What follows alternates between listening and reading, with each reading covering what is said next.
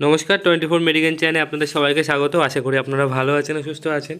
তো আজকে যে ভিডিওটি নিয়ে আমি আলোচনা করব সেটি আপনারা স্ক্রিনে দেখেই বুঝতে পারছেন, সেটি হলো ইনসুলিন। দেখুন, ইনসুলিন সাধারণত সুগার পেশেন্টের জন্য ডাক্তারবাবুরা প্রেসক্রাইব করে, তবে এক একজন পেশেন্টের জন্য এক এক রকম ইনসুলিন সাজেস্ট করে। তো অনেক সময় হয় কি যে ইনসুলিন যখন ডাক্তারবাবুরা দেয়, কখন দেয়, এটা হলো যখন পেশেন্টের সুগার লেভেল হাই হয়ে যায়, সেটা কমানোর জন্য বা কন্ট্রোল করার জন্যে ডাক্তারবাবুরা সেটা ইনসুলিন প্রেসক্রাইব করে। যখন ওষুধ দিয়ে কোনো কাজ হয় না, যখন অনেক সুগারের ওষুধ থাকে, সেটা যখন কাজ করে না, তখন ইনসুলিনটা দেওয়া হয়।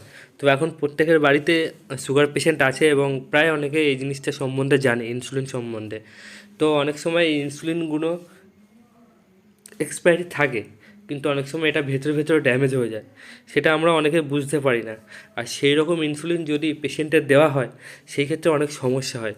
তো আমি আজ এই ভিডিওতে যেটা নিয়ে বলবো সেটা হলো যে এই ড্যামেজ ইনসুলিন বা কার্টিজ, যেটা যেটা দেখতে পাচ্ছেন, এটা কার্টিজ, যেটা পেনফিল হয়, পেনে দিয়ে তারপরে পুশ করতে হয়।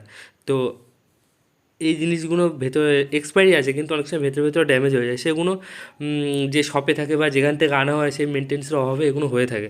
তো আপনারা সেটা বুঝবেন কী করে যেটা ড্যামেজ আছে কিনা, সেটা দেখুন। ফার্স্টে ইনসুলিনটা নিতে হবে, নেওয়ার পরে এটাকে আপনারা একটু ঝাঁকিয়ে নেবেন।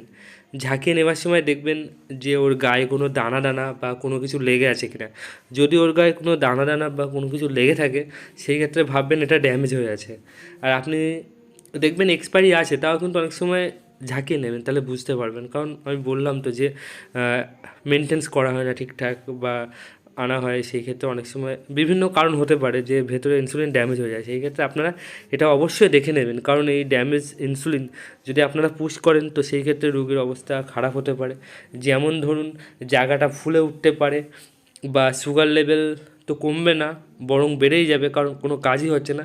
তার সাথে ওখানে জ্বালা পড়া মতো হতে পারে, আর ওখানে র্যাশ মতো হতে পারে। তো সেই ক্ষেত্রে আপনারা যদি ডাক্তারের কাছে যান, তো যে ইনসুলিনটা দিচ্ছেন সেটাও নিয়ে যাবেন, কারণ ডাক্তারবাবুরা হয়তো ইনসুলিনটা না দেখে মনে করবে ওখানে জ্বালা পোড়া হচ্ছে বা ঘা মতো হচ্ছে। সেই ক্ষেত্রে ডাক্তারবাবুরা আরও অ্যান্টিবায়োটিক দিতে পারে সারানোর জন্য।